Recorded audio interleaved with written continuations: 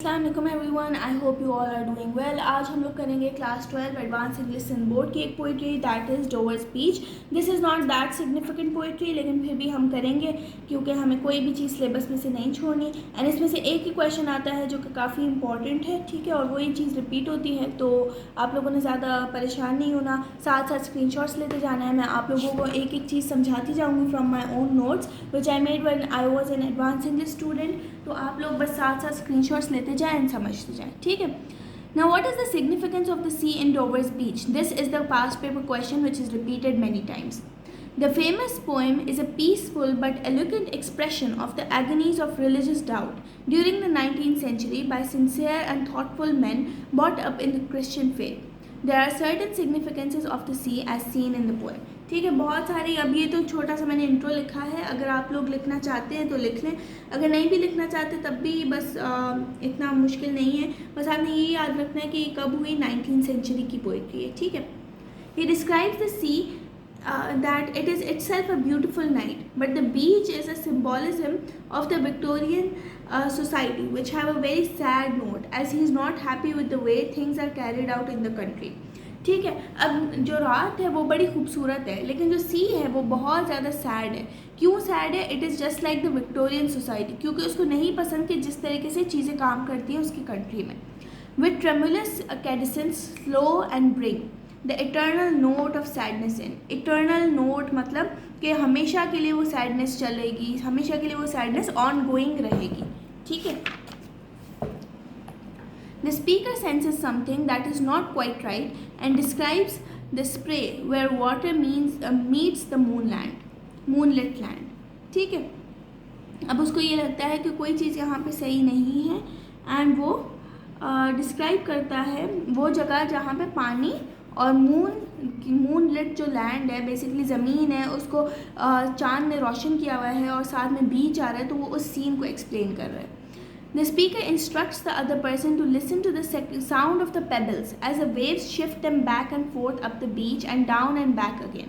The speaker notes the slow and repeating action and identifies it with eternal sadness. अब वो क्या कर रहा है? स्पीकर हमें बता रहा है कि यहाँ पे जो पेबल्स हैं वो शिफ्ट करते हैं। पेबल्स क्या होते हैं? पत्थर।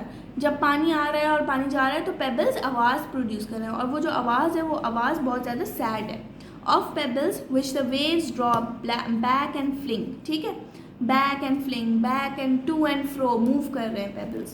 The waves bring pebbles and then move the pebbles back and then take everything with them. And when the pebbles rattle together, it represents the quarrel of people. जब वो पत्थर हैं आपस में टकराते हैं पत्थर, तो वो क्या रिप्रेजेंट करता है? लड़ाइयाँ रिप्रेजेंट करता है। जो लड़ाइयाँ होती हैं आपस में लोगों के बीच में इन द विक्टोरियन सोसाइटी, वो उस चीज़ को प्रेजेंट करता है।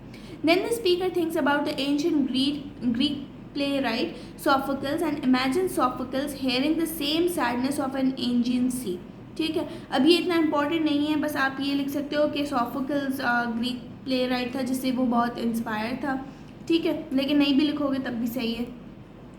The sea is described as religious faith, as a sea that was once full just like the tide. The speaker hears the sad retreat. The sea of faith was once too at full. ठीक है, सी जो ईमान का सी था, basically जिसमें लोग गुनाह नहीं किया करते थे, लोग एक दूसरे के साथ हंसी खुशी से रहा करते थे, वो वाला जो समंदर था, खुशियों का समंदर, वो चीज़ भरी हुई थी, लेकिन अब वो चीज़ हमेशा के लिए खाली हो चुकी है, ठीक है। As the sea of faith becomes smaller, says the speaker, it disappears into the atmosphere and leaves the edges of the world naked and naked shingles of the world. ठीक है, अब जैसे सी आता है और फिर सी जब गुजर के वापस चला जाता है तो वो क्या करता है? इट डिसअपेयर्स, गायब हो जाता है, और जो दुनिया की एजेस हैं उनको ऐसे खाली छोड़ देता है। The speaker then addresses the companion as love and states that the two of them need to treat each other with authenticity and honesty. ठीक है, अब हर किसी का, इंसान का कंपेनियन क्या है? प्यार, ठीक है। आप प्यार करो, दोस्ती करो, आपस में अच्छे ताल्लुकात रखो लोगों के साथ। This is because the world can not actually offer joy, love और clarity. The speaker compares the collective situation to a standing on a flat dark piece of land which is caught up in chaos of fighting. Here battles between unknowing groups continue under darkness. अभी क्या कह रहे हैं? यहाँ पर बहुत ज़्यादा अंधेरा है, पेबल्स गरज रहे हैं, आपस में टकरा रहे हैं, दैट रिप्रेजेंट्स के इसकी जो सोसाइटी है that is also very dark, जहाँ पे लोग एक दूसरे से प्यार नहीं करते एंड वो पेबल्स की तरह लड़ रहे होते हैं। जैसे पेबल्स टकराते हैं वैसे लोग भी आपस में टकरा रहे होते हैं। And this represents a very sad thing कि किस तरीके से वो सी के थ्रू अपनी सोसाइटी के प्रॉब्लम्स हाईलाइट कर रहे हैं। ठीक है, अब मैं आप लोगों को इसकी पिक्चर दिखा देती हूँ, आप लोग इसके स्क्रीनशॉट्स ले लें।